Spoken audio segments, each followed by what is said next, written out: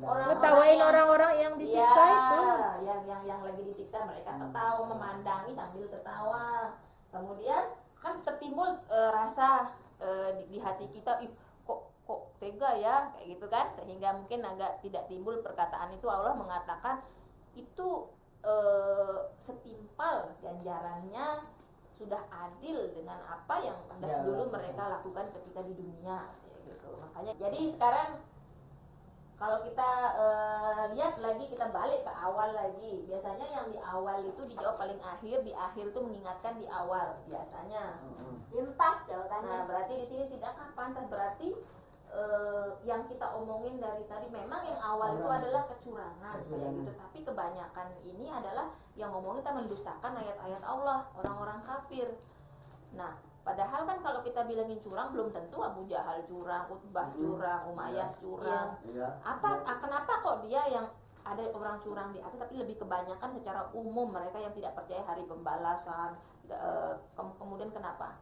Kemudian sudah selesai itu secara umum aja. Kan si jin itu kan bukan hanya untuk orang curang. Ya, kan dia banyak sekali kan dosa kan? Semuanya juga dimasukin, kalau yang berdosa itu dimasukin di dalam apa tadi? Jin.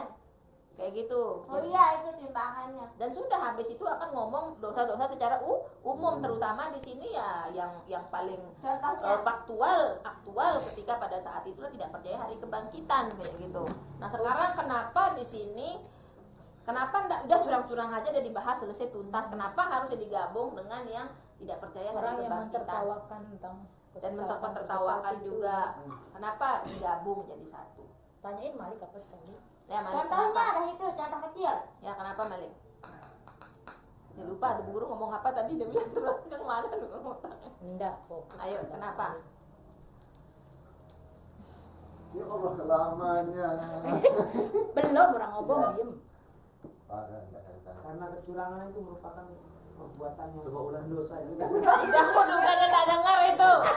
Iya, betul. Kecurangan itu merupakan Betul. Jadi perbuatan begini. orang-orang itu. Nah, misalnya kayak gini, sesungguhnya Allah sudah melarang yang namanya khamar, zina, dan apa? Musik. Berarti jangan remehin dosa musik ini. Karena Allah Dosa apa? musik. Kan Allah kan dalam hadis kan sesungguhnya Allah Kok dosa musik larinya? enggak, ini sebagai contohnya.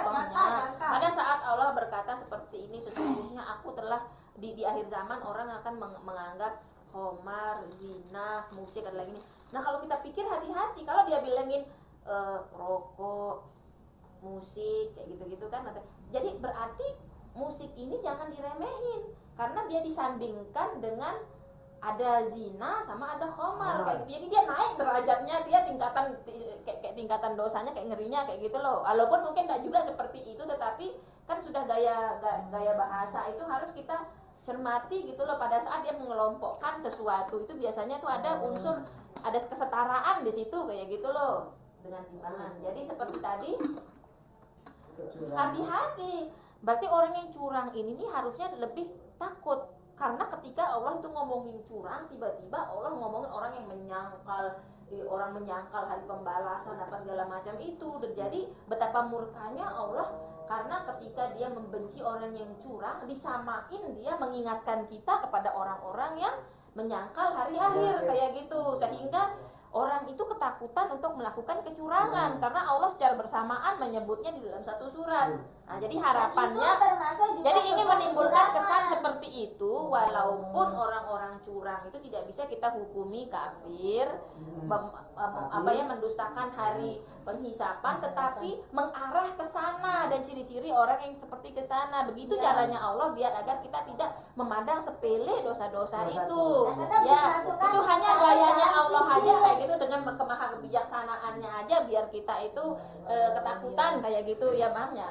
Jadi sudah biasa Allah dengan style yang seperti itu caranya. Makanya kan ada kalimat yang ingin menyambungkan di sini orang curang sama orang yang menyangkal hari kiamat. Makanya dia bilang kan, makanya dia kalimat Allah yazunnu ila annahum yab'utsuna. Itu menyandingkan yang tadi musik, zina, khamar, itu bukan hadis Al-Qur'an itu ya?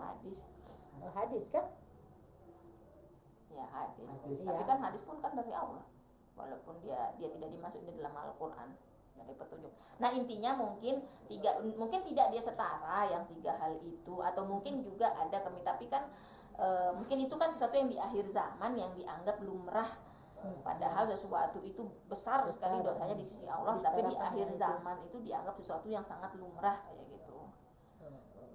Mungkin bisa jadi seperti itu. Jadi intinya di sini saya kan contoh yang saya ingin aja, maksudnya ketika Allah ada kesan ingin menggabungkan, maka kita berhati-hati ketika dia menggabungkan sesuatu yang curang dengan orang-orang yang mendustakan hari kiamat ketika diceritakan secara bersamaan, seolah kayak partnernya kayak gitu atau saudara sepupunya dari sifat yang seperti ini tuh itu gitu. Jadi ketika orang itu ketika melakukan kecurangan itu ketakutan karena seolah rasa rada-rada kayak mau disamain ke arah orang-orang yang dibenci Allah yang sudah melakukannya kayak gini gitu. Jadi ini adalah yang pertama, yaitu curang, orang-orang yang mendustakan pembalasan dan orang-orang yang mengejek orang-orang yang beriman. Nah, masuk kecurangan dah itu juga. Iya, jadi di sini ini ada sebuah sampling 3 perilaku gitu. Yang pertama, curang, tidak beriman kepada hari pembalasan dan mengejek orang-orang yang beriman. Nah, jadi itu ciri khasnya surat Al-Mutaffifin. Jadi bukan hanya orang yang curang saja. 3 di sini yang curang itu hanya disebutkan sebagai pendahulu yang di awal saja. Berarti hati-hati kalau kita curang, nggak boleh juga yang ejek orang yang beriman kayak gitu. Kompor dia bilang, lihat jemaah tabligh ketawa, dia kan kayak gitu dulu. Jemaah tabligh lewat ketawa, dia orang cingkrang ketawa, jenggotan kapan disembelih dia bilang. Persiapan ibadah.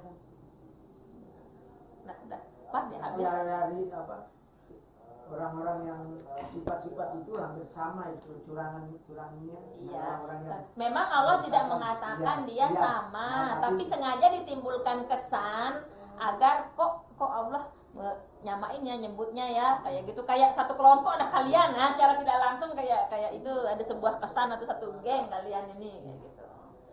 Jadi biar kita lebih tidak dikatakan sama karena memang secara hukum dia tidak sama. Sengaja dia dibawa-bawa seperti kalau itu. kecurangan itu akan mengarah. Sama kayak gitu, kufur nikmat. Kufur itu akar katanya sama kafir sama enggak? Sama. Kafir kufur. Menolak. Padahal kalau kufur itu orang yang kurang tidak bersyukur. Yang kufur itu bisa berarti berlabel Islam, kufur nikmat. Tapi kok bilangin akar katanya kafir? Nah, kayak gitu. Jadi janganlah kita kufur nikmat. Kufur di sini kan artinya kayak menutup kayak gitu. Kita tidak menganggap itu sebuah nikmat gitu loh. Tidak menganggap kan kayak menolak kayak gitu. Bukan menolak nikmat di sini kayak enggak kayak gitu loh, kayak kita menyangkal kayak gitu loh, kayak menyangkal nikmat gitu. Itu kufur. Tidak bersyukur.